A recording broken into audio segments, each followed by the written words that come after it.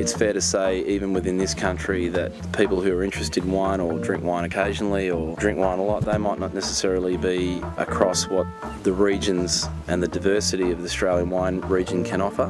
Whether it's Margaret River in Western Australia or the Great Southern, which comprises of a whole bunch of different sub-regions within Western Australia, or McLaren Vale or the Yarra, Robert Oatley's all about presenting those different regions to our customers and to people that like drinking our wine.